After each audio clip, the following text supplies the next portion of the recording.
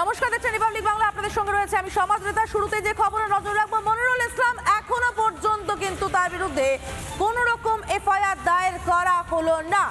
গতকালই নির্বাচন কমিশন জেলা আধিকারিককে বলেছিলেন এফআইআর দায়ের করতে এবং মনিরুল ইসলামের ভূমিকা খতিয়ে দেখে, তার মন্তব্য খতিয়ে দেখে তার নাম ঢোকাতে।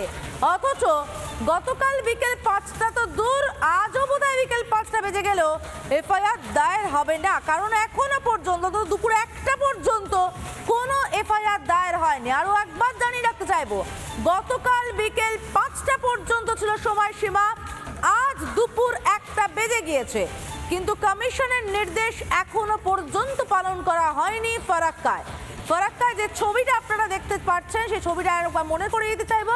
বিডিও অফিসের ছবি, যে অফিসের মধ্যে ঢুকে মনিরুল ইসলাম তৃণমূল বিধায়ক তাণ্ডব চালান তার সাঙ্গপাঙ্গদের নিয়ে, রীতিমতো গুন্ডামি চালানো হয় এবং সেই ঘটনায় এখনো পর্যন্ত মনিরুল ইসলামের বিরুদ্ধে কোনো এফআইআর দায়ের হলো না কমিশনের নির্দেশ সত্ত্বেও। আমাদের সঙ্গে রয়েছেন আমাদের প্রতিনিধি অনুপম। চলে যাবো সরাসরি অনুপমের কাছে। অনুপম, গতকাল বিকেল 5টায় অভিযোগ দায়ের হওয়ার, অর্থাৎ এফআইআর দায়ের হওয়ার কথা ছিল, আজ দুপুর 1টা পেরিয়ে গিয়েছে। কেন মনিরুল ইসলামকে বাঁচাতে এত মরিয়া মমতা প্রশাসন?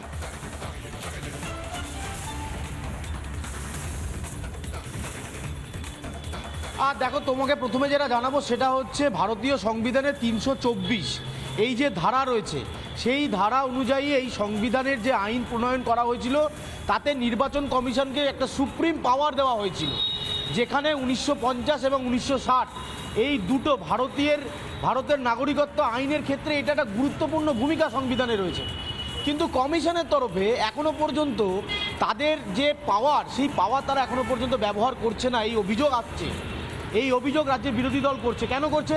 কারণ গত 20 তারিখের ঘটনা, মনিরুল ইসলাম ফারাক্কা তৃণমূলের বিধায়ক, তিনি প্রকাশ্যে বলছে যে নির্বাচন কমিশনের কোমর ভেঙে দিতে হবে, লাঠি নয় কঞ্চি দিয়ে মারতে হবে, যেখানে ভারতের সংবিধান তাদেরকে পাওয়ার দিয়েছে একটা অটোনোমাস বডি হিসাবে কাজ করার জন্য, সেখানে একটা অটোনোমাস বডিকে এইভাবে আক্রমণ করছেন তৃণমূলের এক বিধায়ক।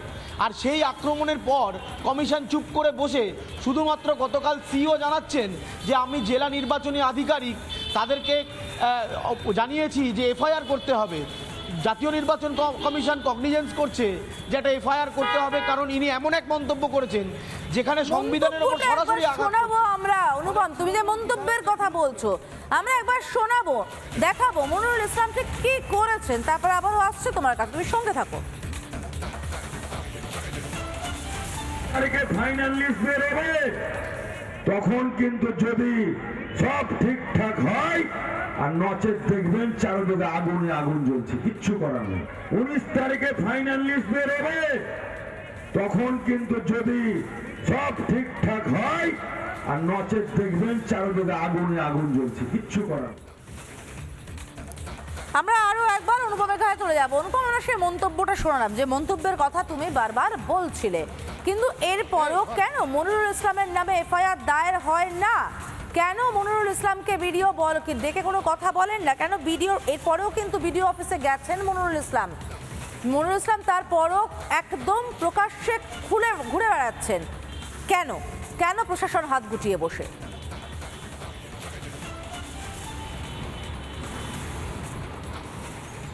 দেখো, এই প্রশ্নটাই করছে রাজ্যের বিরোধী দল এবং তারা বলছে যে নির্বাচন কমিশন তারা একটা অটোনোমাস বডি, তারা ভারতের সংবিধানের অত্যন্ত গুরুত্বপূর্ণ বেশ কয়েকটা ধারায় তাদের হাতে পাওয়ার, কিন্তু তারপরও সামান্য একজন জেলা প্রশাসনের নির্বাচনী আধিকারিক যারা কাজ করছেন তাদেরকে শুধুমাত্র একটা অর্ডার দিয়েই কেন কমিশন চুপ করে বসে আছে?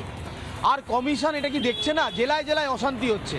এটা তো শুধুমাত্র একটা মনিরুল ইসলাম নয়, গোটা পশ্চিমবঙ্গের বিভিন্ন জায়গায় এই এসআইআরের শুনানি নিয়ে যে অশান্তির ছবি প্রত্যেক দিন দেখতে হচ্ছে। বিডিও অফিসে ঢুকে ভাঙচুর, উত্তর থেকে দক্ষিণ সর্বত্র এক ছবি। তারপরেও কেন কড়া ব্যবস্থা নেওয়া হবে না? আর বিরোধী দল হিসেবে বিজেপি যেটা বলছে যে একজন মনিরুল ইসলামের বিরুদ্ধে যদি কমিশন কড়া ব্যবস্থা নেয়, তাহলে জেলায় জেলায় যে মনিরুলরা অশান্তি পাকানোর চেষ্টা করছে তারা এবার থেমে যাবে। কিন্তু এই এসআইআর প্রক্রিয়া করতে সবথেকে বেশি যারা সমস্যা হচ্ছে সেটা তো নির্বাচন কমিশনের কাছে এই প্রশ্ন আমি রেখেছিলাম যে জেলায় জেলায় এই অশান্তি, ফর্ম 7 ছিঁড়ে দেওয়া, এগুলো কি কমিশন দেখতে পাচ্ছে না? কমিশনের বক্তব্য ছিল সেই সময় যে এই অভিযোগ কিছু ক্ষেত্রে কমিশনের কাছে আসছে, কিছু ক্ষেত্রে কমিশনের কাছে আসছে না।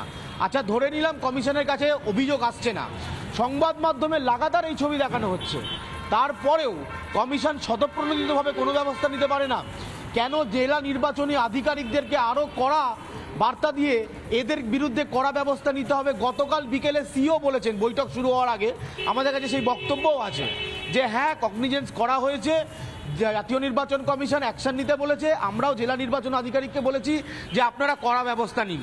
ব্যাস ওইটুকুই, ওখানেই থেমে গিয়েছে। আজকে সকাল এখন 1টা বাজে, মনিরুল ইসলামের বিরুদ্ধে কোনো ব্যবস্থা নেই। কেন নেওয়া হবে না? মনিরুল ইসলামরা যদি গণতন্ত্রকে এভাবে আঘাত জান আগে এভাবে যদি সংবিধানকে চ্যালেঞ্জ করে দেয়, নির্বাচন কমিশনকে চ্যালেঞ্জ করে দেয় যে কোমর ভেঙে দেবো, কঞ্চির বাড়ি মারবো, তাহলে যারা সাধারণ ভোটার তারা কোথায় যাবেন? তারা এসআইআর এর ফর্ম ফিল আপের জন্য যাচ্ছেন। বিশেষ করে অনুপম, আমরা যখন সেই ছবিটা দেখতে পাই, বিডিও অফিস, সরকারি দপ্তর, তার মধ্যে ঢুকে রীতিমতো তাণ্ডব চলছে। এই ছবি দেখার পর সাধারণ মানুষ তো আরো ভয় পাবেন। যদি বিডিও অফিসে ঢুকে তাণ্ডব চালাতে পারেন মনিরুল ইসলাম, তাহলে আর কি কি করতে পারেন? আমি সেদিনের তাণ্ডবের ছবিটা আরো একবার দেখাবো, তুমি সঙ্গে থাকো অনুপম। আরো একবার ছবিটা আমরা দেখাচ্ছি, সেদিন বিডিও অফিসের মধ্যে কি ঘটেছিল দেখুন।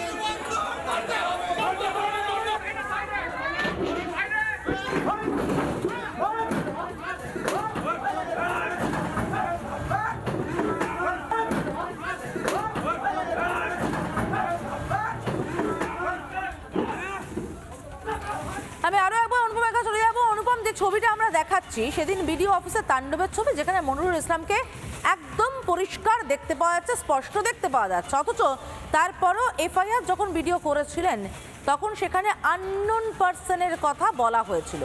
আমাদের প্রতিনিধি সুখেন্দুকে মনিরুল ইসলাম কিন্তু কোথাও লোকাননি, স্পষ্ট বলছেন তিনি ছিলেন সেখানে।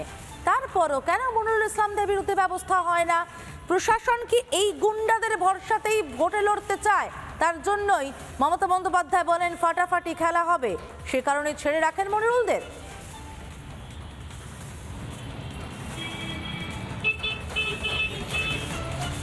দেখো, কমিশনের কর্তারাও জানেন, বাংলার মানুষের জন্য বলে দিই যে কমিশনের ক্ষমতাটা কোথায়।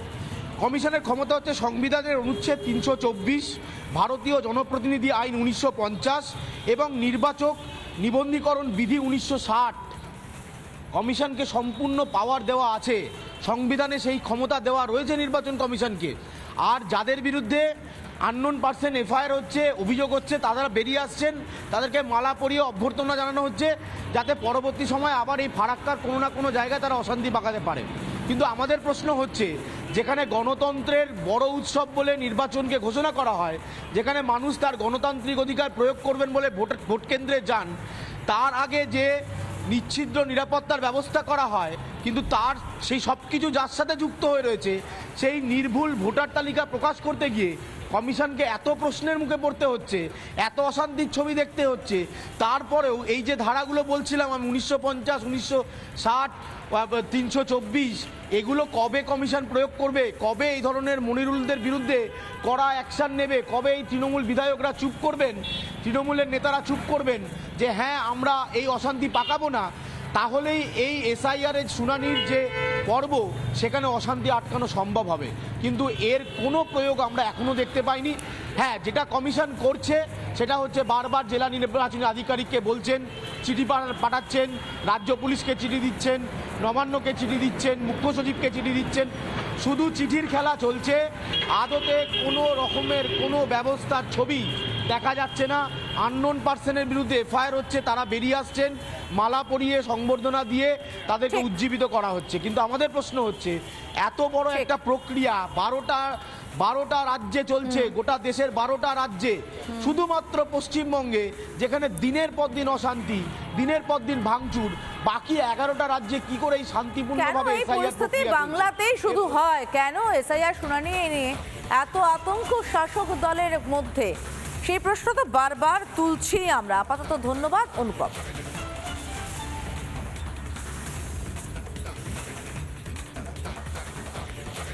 রামের যখন নাম শুনছে তখন উনি বলছেন আপনার কিছু লাগবে না, আর রহিমের যখন নাম শুনছে তখন 14 গোষ্ঠীর ওর খতিয়ান চাইছে। এই দ্বিচারিতা নির্বাচন আর ফারাক্কার মানুষকে বাঁচাতে গিয়ে যদি গুলি খেতে হয় মনিরুল ইসলাম আমাকে গুলি খাবে, কাগজ আমরা দেখাবো না, ঠিক আছে? মরতে রাজি আছি, জনসাধারণ করেছে এটা। তৃণমূল কংগ্রেসের ঝান্ডা আছে কোথাও?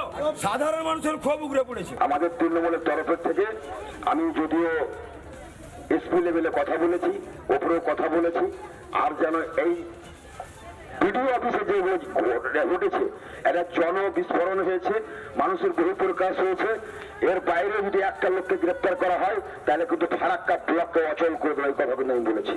তার জন্য কথা দিয়েছে, যা হয়েছে হয়েছে, আর কাউকে আমরা ধরপাকড় করবো না, গণতান্ত্রিক পদ্ধতিতে আমরা আন্দোলন করব। এই ঝান্ডা কমছি, ঝান্ডা চলবে না, লাঠিতে ভাঙতে হবে, লাঠিতে। ও কোমরকে ঢিলা করে দিতে হবে নির্বাচন কমিশনে। তুমি আকাশে আছো, পাতাল থেকে ছেঁচিয়ে বের করবো। আমি শুধু ইশারায় বলবো, 19 তারিখে ফাইনাল লিস্ট বের হবে, তখন কিন্তু যদি সব ঠিকঠাক হয়, আর নচেত দেখবেন চারদিকে আগুনে আগুন জ্বলছে, কিচ্ছু করার নেই। আমরা কথা বলছিলাম এই নিয়ে রাজ্য বিজেপির সহ সভাপতি তাপস রায় এবং বিজেপি নেতা দিলীপ ঘোষ ও রুদ্রনীল ঘোষের সঙ্গে। তারা কে কি বলছেন শুনে নেব।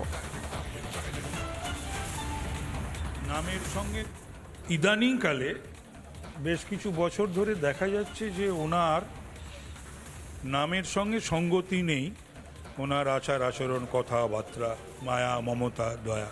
সেক্ষেত্রে বিপ্লব দেব একেবারেই তার সঠিক পর্যবেক্ষণ। আইন শৃঙ্খলা বলে কিছু নাই, আর যেটুকু আছে কোনো কেন্দ্রীয় সংস্থাকে এখানে ঢুকতে দেওয়া হয় না, কাজ করতে দেওয়া হয় না। তো সাংবিধানিক ব্যবস্থা ধীরে ধীরে ভেঙে পড়ছে, রাষ্ট্রপতি শাসনের দিকে যাচ্ছে পরিস্থিতি।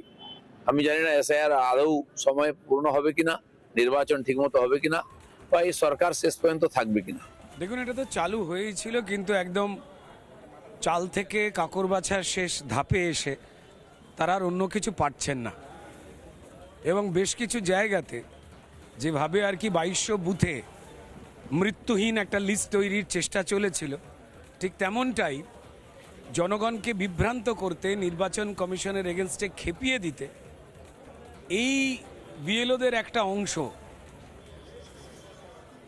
ইআরও এইআরও তাদের একটা অংশ যে কোথাও একটা যন্ত্রণা দিচ্ছেন এবং দোষটা গিয়ে পড়ছে কেন্দ্রীয় নির্বাচন কমিশনে। এটা বহু মানুষই বলাবলি করছেন দলমত নিরপেক্ষভাবে। তো তার একটা কর্মসূচি এই মনিরুল মডেল, মানুষ দেখছেন, তার জবাব দিয়ে দেবেন। নানা ধরনের কন্টেন্ট দেখার জন্য লাইক করুন, শেয়ার করুন আমাদের ফেসবুক পেজ, সাবস্ক্রাইব করুন আমাদের ইউটিউব চ্যানেল। পাশাপাশি অন্যান্য ব্রেকিং নিউজের জন্য অবশ্যই চোখ রাখুন রিপাবলিক বাংলায়।